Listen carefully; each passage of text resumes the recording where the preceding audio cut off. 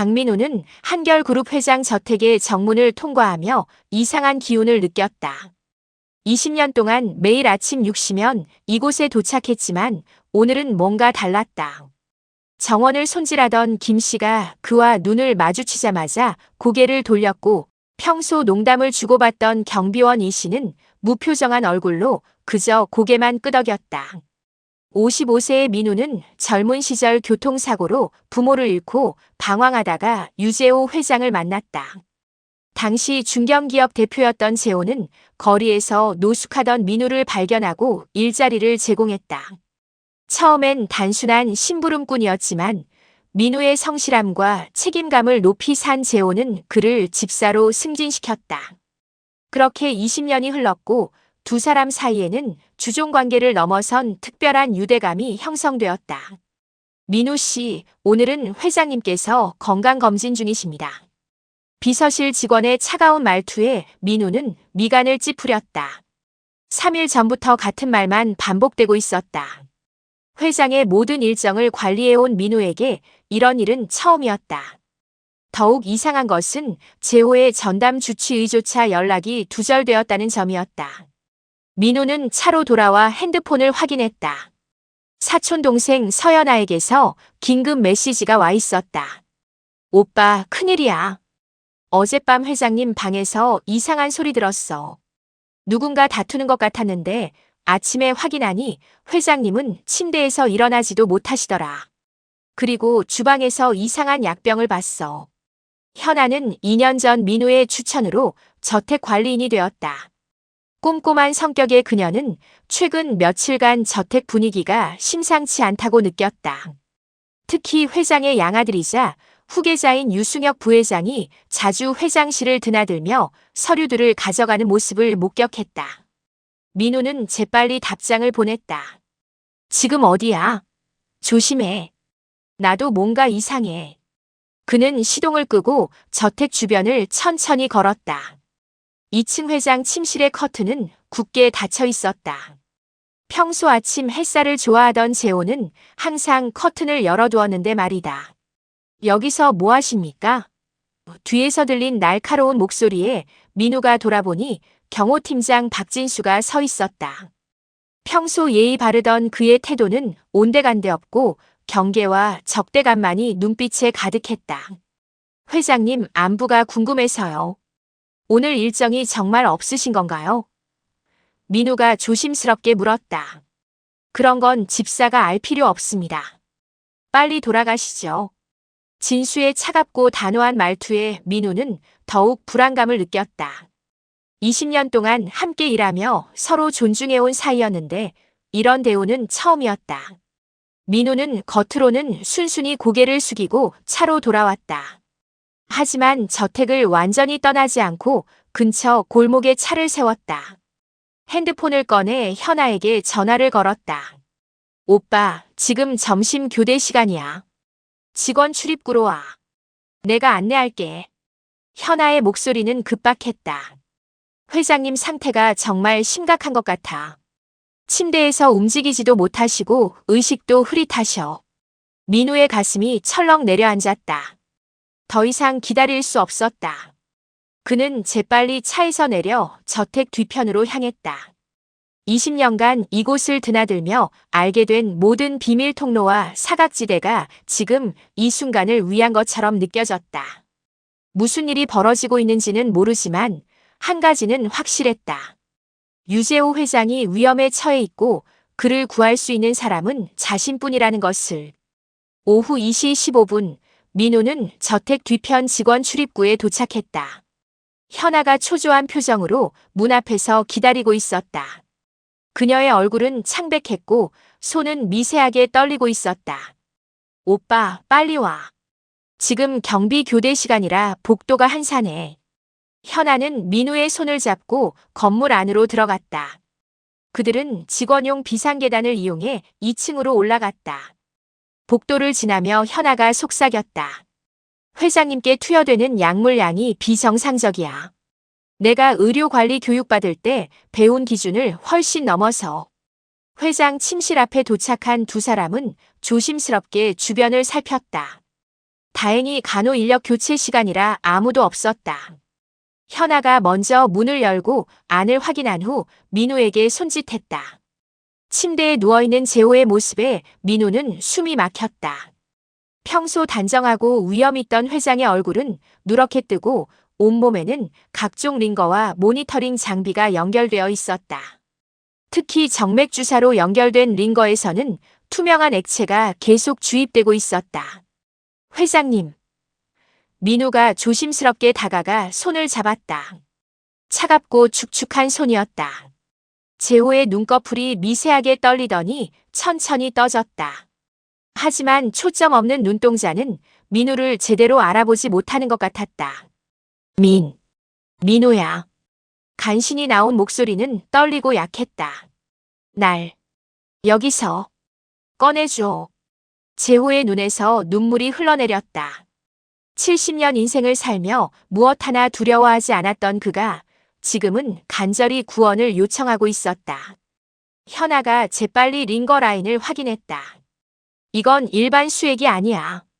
강력한 진정제와 근이완제가 섞여 있어. 이 용량이면 계속 의식을 잃게 만들 수 있어. 그녀는 주머니에서 작은 약병을 꺼냈다. 응급용으로 가져온 각성제야. 회장님 의식을 깨울 수 있을 거야. 현아가 능숙하게 각성제를 투여하자 5분쯤 지나 재호의 눈빛이 조금씩 또렷해졌다. 태수야. 아니, 민호야. 누군가 나를 제거하려 해. 회사를 빼앗으려고. 그의 목소리에는 공포와 배신감이 섞여 있었다. 지금 빠져나가야 해. 민우가 단호하게 말했다. 현아가 고개를 끄덕이며 링거줄을 제거했다. 두 사람은 힘을 합쳐 재호를 침대에서 일으켜 세웠다. 재호의 다리는 후들거렸고 제대로 서 있기조차 힘들어했다. 민우가 그를 등에 업었다. 비상계단으로 가야 해. 거기엔 감시 카메라가 없어. 현아가 앞장서서 문을 열었다. 복도는 여전히 조용했다. 세 사람은 조심스럽게 비상계단으로 향했다. 위층에서 고함 소리가 들렸다. 회장님이 없어졌어. 모두 찾아. 경보음이 울리기 시작했다. 건물 전체가 발칵 뒤집힌 것이다.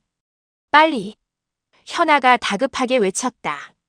민우는 재호를 업은 채 계단을 뛰어내려갔다. 1층에 도착했을 때 뒤에서 경비원들의 발소리가 가까워졌다. 현아가 비상구를 열자 직원 주차장이 보였다. 민우의 차까지는 50m 남짓. 저기야.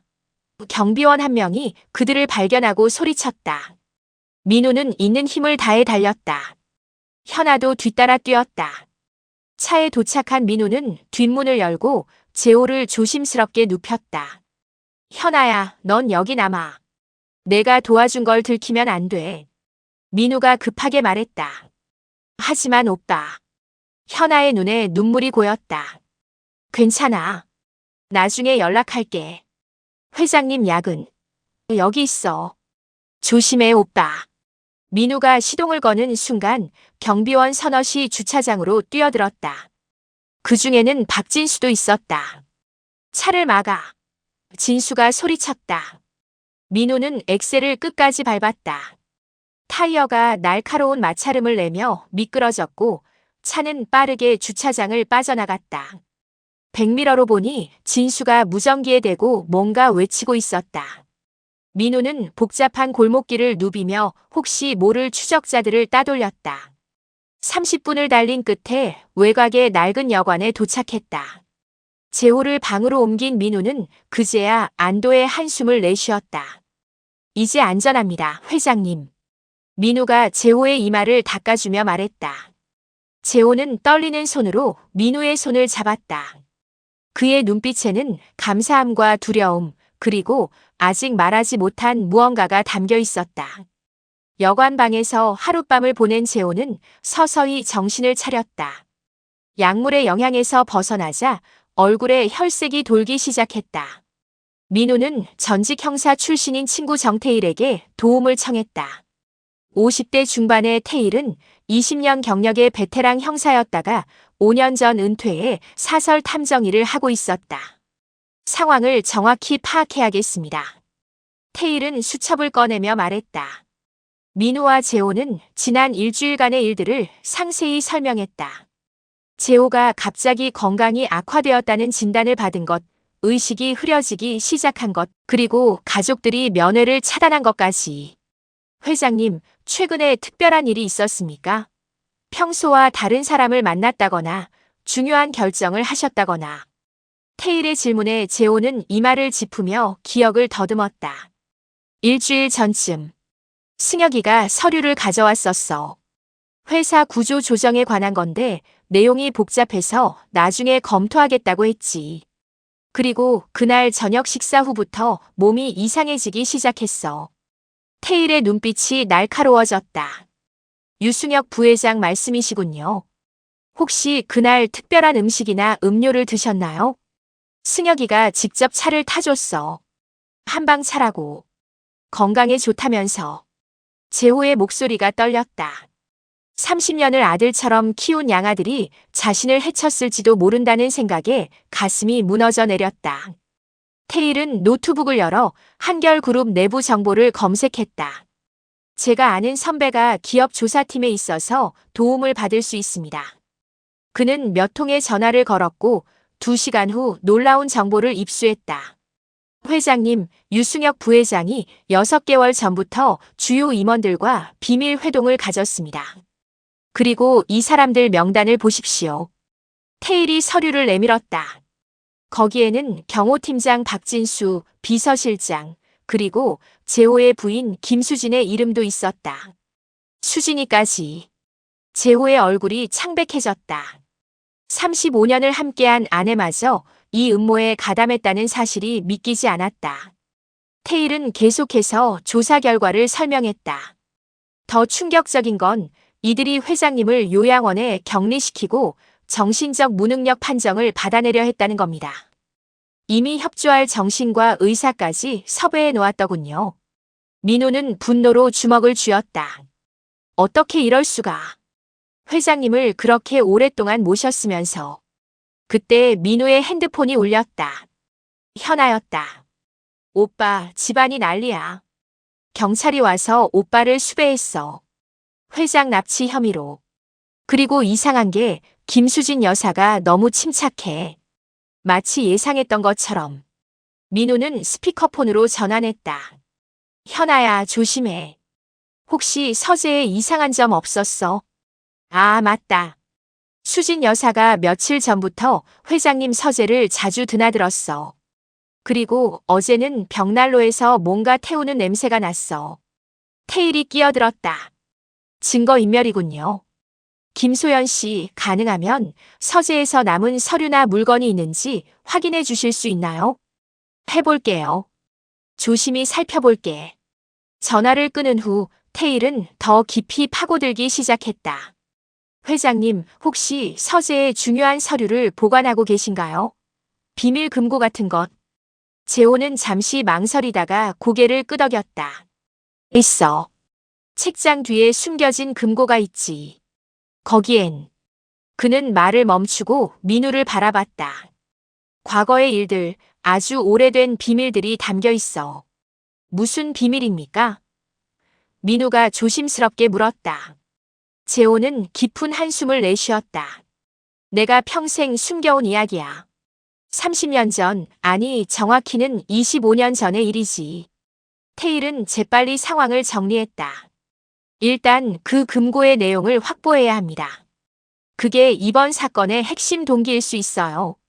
그리고 유승혁과 김수진의 통화 기록, 금융거래 내역도 추적해야 하고. 다음 날 아침 테일은 결정적인 증거를 확보했다. 승혁이 3개월 전부터 해외 계좌로 거액을 빼돌린 흔적, 그리고 수진이 부동산을 몰래 처분한 기록. 그들은 이미 오래전부터 이 일을 계획해왔던 것이다. 회장님, 이제 선택하셔야 합니다. 테일이 진지하게 말했다. 경찰에 신고하고 법적으로 대응하시겠습니까? 아니면 다른 방법을 찾으시겠습니까? 재호는 창밖을 바라보며 긴 침묵에 잠겼다. 35년의 세월이 주마등처럼 스쳐 지나갔다. 그리고 마침내 입을 열었다. 진실을 밝혀야 해. 모든 진실을.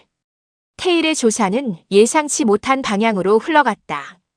그는 25년 전 한결그룹의 인사 기록을 추적하던 중 이소희라는 여성 직원의 기록을 발견했다.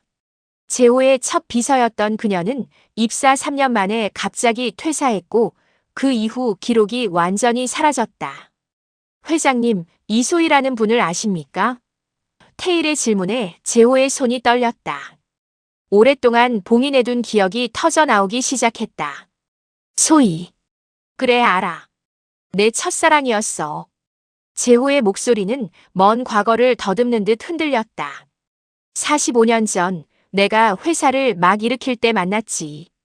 똑똑하고 아름다운 여성이었어. 우리는 사랑했어. 민호는 숨을 죽이고 들었다. 제호의 얼굴에는 그리움과 후회가 교차했다. 하지만 부모님이 반대하셨어. 사업을 키우려면 배경이 든든한 집안과 결연해야 한다고. 그래서 지금의 아내 수진이와 정략 결혼을 했지. 소희는 내가 배신한 거야. 제호의 눈에서 눈물이 흘러내렸다. 테일이 조심스럽게 또 다른 서류를 꺼냈다. 회장님, 이소혜 씨는 퇴사 후 딸을 낳았습니다. 이름은 유지은. 출생 기록상 아버지라는 공란으로 되어 있지만 출생 시기를 보면 내 딸이란 말인가? 제호가 벌떡 일어났다. 소희가 아이를 낳았다고? 왜 말하지 않았을까? 아마도 회장님의 앞길을 막고 싶지 않았던 것 같습니다. 테일이 말을 이었다. 그런데 문제는 유지은 씨가 25년 전에 사망했다는 겁니다. 교통사고였죠. 제호는 그 자리에 주저앉았다. 자신도 몰랐던 딸이 이미 세상을 떠났다는 사실에 충격을 받았다. 하지만 회장님, 여기 더 중요한 정보가 있습니다. 테일은 다른 서류를 펼쳤다. 유지은 씨에게 아들이 있었습니다. 사고 당시 5살이었던 남자아이. 그 아이는 친척 없이 보육원으로 보내졌고 테일이 민우를 바라봤다. 그 아이의 이름이 강민우입니다. 방 안이 순간 정적에 휩싸였다. 민우는 믿을 수 없다는 표정으로 서류를 내려다봤다. 제가요? 그럼 제 어머니가. 이소혜 씨의 딸 유지은이 맞습니다. DNA 검사로 확인할 수 있지만 모든 정황이 일치합니다. 민우 씨의 출생지, 나이, 보육원 기록까지. 제호와 민우는 서로를 바라봤다. 20년 동안 주종관계로 함께했던 두 사람이 사실은 친손자와 할아버지였던 것이다. 그래서 내가 너를 처음 봤을 때부터 이상하게 끌렸던 거구나. 제호가 떨리는 손으로 민우의 손을 잡았다. 혈육의 정이었어. 내가 모르는 사이에. 민우는 복잡한 감정에 휩싸였다. 평생 고아로 살아왔는데 갑자기 가족이 생긴 것이다. 테일이 또 다른 폭탄 선언을 했다. 회장님, 그런데 김수진 여사와 유승혁 부회장이 이 사실을 알고 있었던 것 같습니다. 뭐라고? 제호의 얼굴이 굳어졌다. 제가 확보한 통화 기록을 보면 15년 전 수진 여사가 사설 탐정을 고용해 회장님의 과거를 조사했습니다. 그때 이소혜 씨와 유지은 그리고 민우 씨의 존재를 알아낸 것 같습니다. 그럼 수진이가 민우를 알면서도. 제호는 분노와 배신감으로 몸을 떨었다. 네, 그리고 5년 전 승혁 부회장에게도 이 사실을 알려줬습니다. 아마도 그때부터 그들은 위기감을 느낀 것 같습니다. 언젠가 회장님이 진실을 알게 되면 민우 씨에게 모든 것을 물려줄까 봐. 현아에게서 연락이 왔다. 오빠, 서재 금고를 열었어. 여기 DNA 검사 결과지가 있어. 회장님과 오빠의 DNA를 비교한 거야.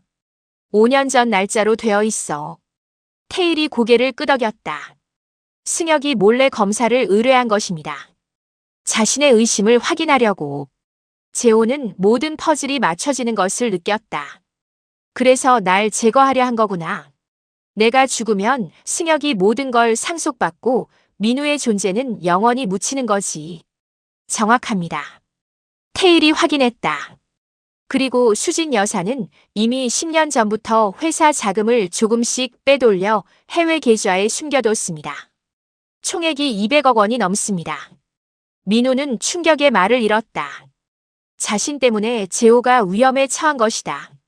죄송합니다, 회장님. 아니, 할아버지. 제가 몰랐습니다. 재호는 민호를 끌어안았다. 아니야. 내 잘못이 아니야.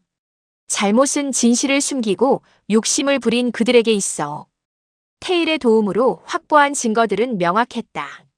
승혁과 수진의 통화 녹음, 자금 빼돌린 기록, 그리고 재호를 무력화시키려 했던 약물 투여 지시서까지. 태일은 신뢰할 수 있는 검사에게 모든 자료를 넘겼고 일주일 후 영장이 발부되었다. 승혁은 회사 사무실에서 체포되었다. 수갑이 채워지는 순간에도 그는 당황하지 않고 오히려 차갑게 웃었다. 결국 들켰군요. 하지만 후회하지 않아요. 30년을 양아들로 살면서 눈치만 보는 게 얼마나 비참한지 아십니까? 수지는 인천공항에서 체포되었다. 홍콩행 비행기 탑승을 앞두고 있었다. 그녀의 가방에서는 위조 여권과 스위스 은행 통장이 발견되었다. 내 인생을 바쳐 한결그룹을 키웠어요. 남편의 숨겨진 자식에게 모든 걸 빼앗길 순 없었어요. 그녀는 끝까지 자신이 피해자라는 듯 주장했다. 재판은 빠르게 진행되었다. 증거가 명백했기 때문이다. 검사는 살인미수, 재산횡령, 증거인멸 등의 혐의를 제시했다. 방청석에는 재호와 민호가 앉아 있었다. 피고인 김수진에게 징역 15년을 선고합니다. 판사의 목소리가 법정에 울렸다. 수진은 미동도 하지 않았다. 마치 예상했다는 듯 표정 하나 변하지 않았다. 피고인 유승혁에게 징역 12년을 선고합니다.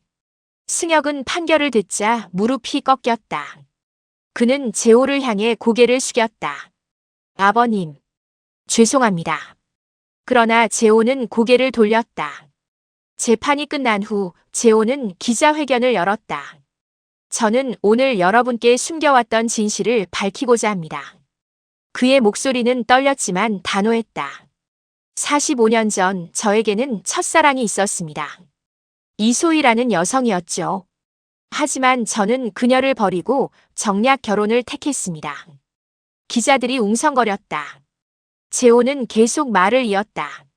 그녀는 제 아이를 낳았고 그 아이는 제 손자를 남겼습니다. 20년 동안 저와 함께 일해온 강민우, 그가 바로 제 친손자입니다. 플래시가 터졌다. 민우도 재호 옆에 섰다. 저는 평생 고아로 살았습니다. 하지만 운명은 저를 할아버지 곁으로 인도했습니다. 이제 저는 할아버지를 도와 정직하고 투명한 기업을 만들어 가겠습니다. 한결그룹은 대대적인 개혁에 들어갔다.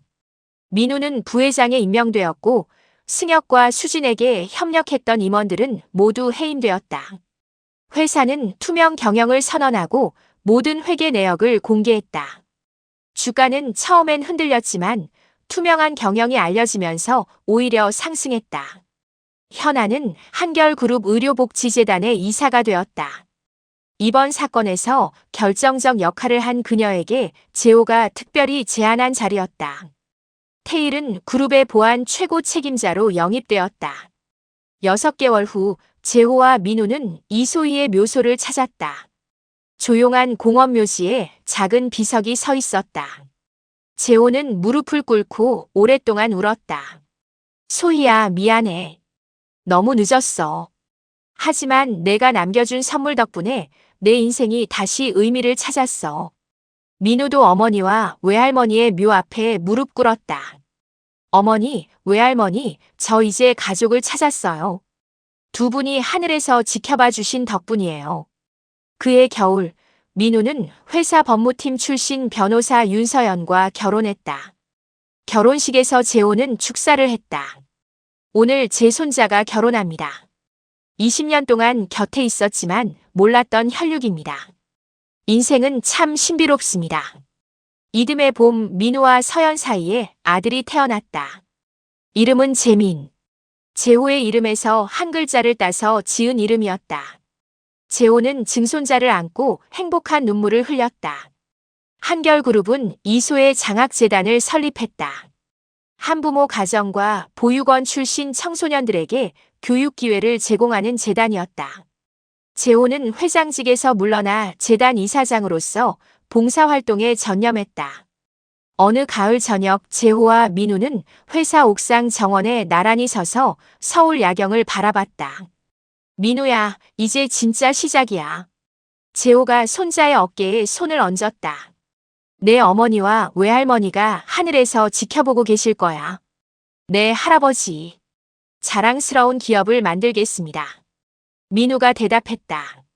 45년의 아픔과 배신을 딛고 두 사람은 진정한 가족으로서 새로운 미래를 향해 나아가고 있었다. 혈연보다 중요한 것은 진심이지만 결국 진실은 드러나고 사랑은 시간을 뛰어넘어 다시 만나게 한다는 것을 그들은 온몸으로 증명하고 있었다.